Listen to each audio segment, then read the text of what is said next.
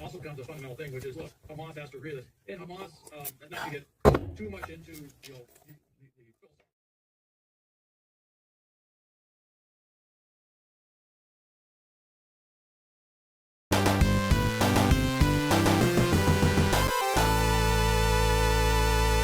Cowboy Nation, y'all already know who it is.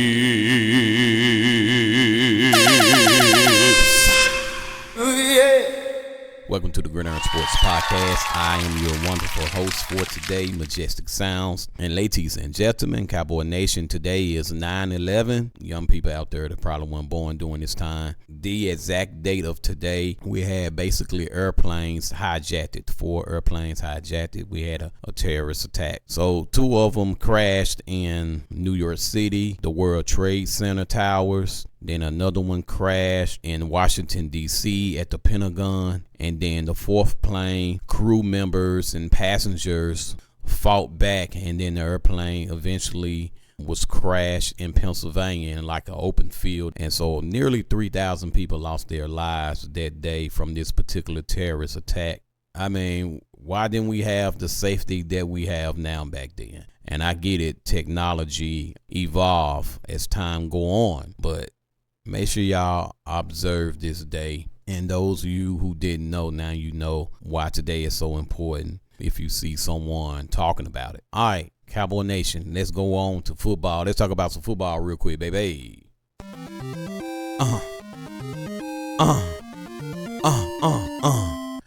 Week 2 is here now.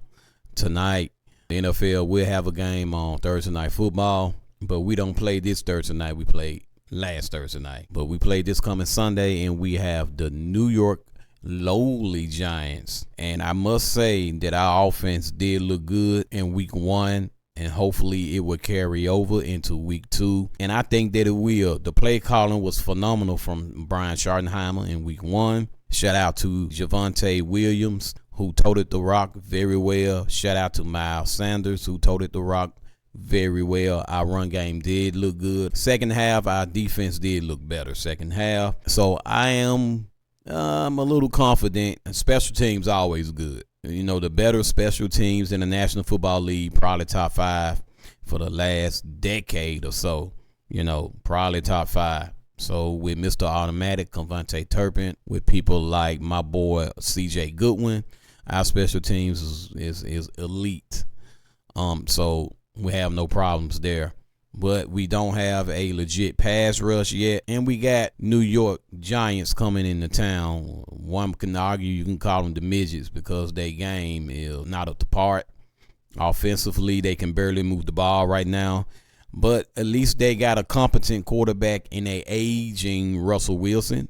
Nevertheless, he is competent. He will pull that ball down and run. So we do have to account for that.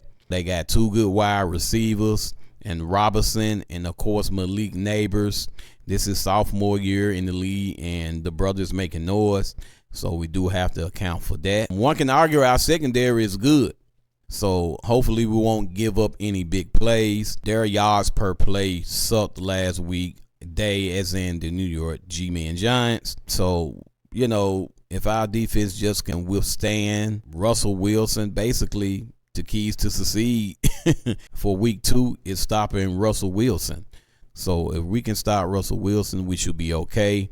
They run game, like I said, don't look too good so far.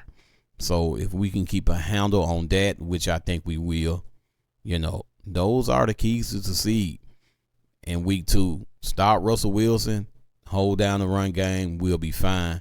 Also, our offensive line needs to hold up because their defensive line is pretty good. I told everyone this back during the offseason that all the teams in the NFC East are going to be better outside of us losing Michael Parsons. So the New York Giants did get better defensively. They was able to get 3 sacks this past week in week 1. So we do have to prepare for that, Cowboy Nation. You know, it's sad that we're not going to have a legit pass rush now. It's very sad in my humble opinion. What's your point? My point is, baby, I'm going to say this all year long. There's no way on God's green earth I will let a Michael Parsons walk out of my franchise. And so due to that, you don't want Russell Wilson to sit back there and dink and dunk you down the field. You don't want him to sit back there and eat his lunch and then throw a long bomb beyond the safety and get a touchdown, because you can't generate enough pressure to get to the opposing team's quarterback, essentially. So hopefully they are looking for legit pass rushers. Now, there's no disrespect to Marshawn Nealon. There's no disrespect to Dante Fowler Jr. and even the rookie Ezaraku to a degree. But we need a legit pass rusher. Now we got Kenny Clark stopping the run. Like I said, the defense did look good second half of week 1. So now, we still need a pass rusher now.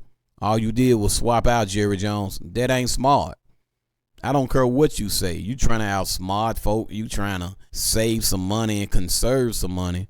But all you had to do was pay people on the time. If you had to pay Dak on time, if you had to pay CeeDee Lamb on time, if you had to pay these players on time, you would have had enough money, and you wouldn't have had to trade Michael Parsons for 2 draft picks and a Kenny Clark. You could have just used free agency to get you a good certified run stopper for the defensive front. Thus, since you didn't pay people on time, this is what we left with, Cowboy Nation. So, to me, let's recap the keys to succeed. Obviously, you got to start Russell Wilson. You got to make sure that he don't have a whole lot of time back there. And you also got to watch for him pulling the ball down on 3rd down and running with the ball.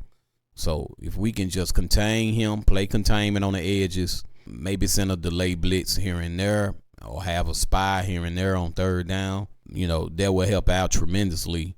So Eberflus will most likely do something like that. And playing zone too. You can play zone as well if you don't want to use a spy. You can always play zone on 3rd down. Also, you got to stop the run. Also, you got to generate enough pressure on Russell Wilson, so he won't dink and dunk you down the field or throw a bomb down the field. So those are the keys to succeed in week 2 against the New York G-Men Giants. In my humble opinion, Cowboy Nation, that's pretty much it. That's my time, and I truly thank you all for your time. Remember, give us a thumbs up, subscribe, become a part of the community. Share this with your loved ones. Share it with your coworker. Share it with a stranger. Share it with your significant other, and even your enemy. And maybe, just maybe, y'all might become cool after talking about the Dallas Cowboys. DC for life.